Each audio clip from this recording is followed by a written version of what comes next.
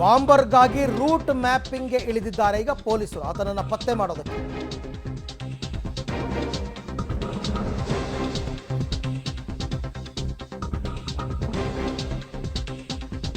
ಈ bomber ಪತ್ತೆಗೋಸ್ಕರ root ಮ್ಯಾಪಿಂಗ್ಗೆ ಇಳಿದಿದ್ದಾರೆ ಪೊಲೀಸರು. ಶಂಕಿತ ಓಡಾಡಿದ ಅಷ್ಟೂ ರಸ್ತೆಗಳು ಕಂಪ್ಲೀಟ್ ರೂಟ್ ಮ್ಯಾಪಿಂಗ್ ಅನ್ನು ಮಾಡ್ತಾರೆ.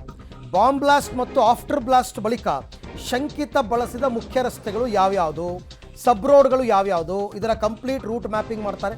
ಸಣ್ಣ ಸಣ್ಣ ಸಂಪರ್ಕ ಕಲ್ಪಿಸುವ ರಸ್ತೆಗಳಲ್ಲೂ ಸಹ ಸರ್ಚಿಂಗ್ ಮಾಡ್ತಾ ಇದ್ದಾರೆ. ಮೇನ್ ರೋಡ್ನಿಂದ ಸುಮಾರು ಅರ್ಧ ಕಿಲೋಮೀಟರ್ ಓಡಾಡಿದನು ಬಾಂಬರ್ ಅಂತ ಗೊತ್ತಾಗಿದೆ.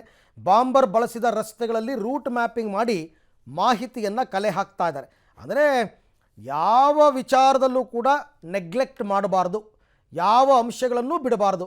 ಯಾಕೆಂದರೆ ಇದೊಂದು ಸವಾಲಿದು. ಅವನನ್ನು ಅರೆಸ್ಟ್ ಮಾಡ್ತಕ್ಕಂಥದ್ದು ಪೊಲೀಸರಿಗೆ ದೊಡ್ಡ ಸವಾಲು. ಹಾಗಾಗಿ ಸಾಧ್ಯ ಇರುವ ಎಲ್ಲ ಪ್ರಯತ್ನಗಳನ್ನು ಮಾಡ್ತಾ ಇದ್ದಾರೆ. ಎಲ್ಲ ರೀತಿಯಲ್ಲೂ ಎಲ್ಲ ಆಯಾಮದಲ್ಲೂ ಪ್ರಯತ್ನ ಮಾಡ್ತಾ ಇದ್ದಾರೆ. ಅವನು ಇಲ್ಲೇ ಇರ್ಬೋದು, ಈ ಏರಿಯಾದಲ್ಲೇ ಇರ್ಬೋದು, ಬೆಂಗಳೂರಲ್ಲೇ ಇರ್ಬೋದು, ಅಥವಾ ಬೆಂಗಳೂರು ಬಿಟ್ಟು ಹೋಗಿರ್ಬೋದು, ಬೇರೆ ರಾಜ್ಯಕ್ಕೆ ಹೋಗಿರ್ಬೋದು, ತಮಿಳ್ನಾಡಿಗೆ ಹೋಗಿರ್ಬೋದು, ಕೇರಳಕ್ಕೆ ಹೋಗಿರ್ಬೋದು, ಎಲ್ಲ ರೀತಿಯಲ್ಲೂ ಸರ್ಚಿಂಗ್ ಮಾಡ್ತಾ ಇದ್ದಾರೆ. ಅವರು ಇನ್ನೊಂದು ಕನ್ಕ್ಲೂಷನ್ಗೆ ಬರೋಕ್ಕಾಗಿಲ್ಲ, ಅವ್ರು ಇಲ್ಲೇ ಇದ್ದಾನೆ ಅಂತಂದ್ಬಿಟ್ಟು.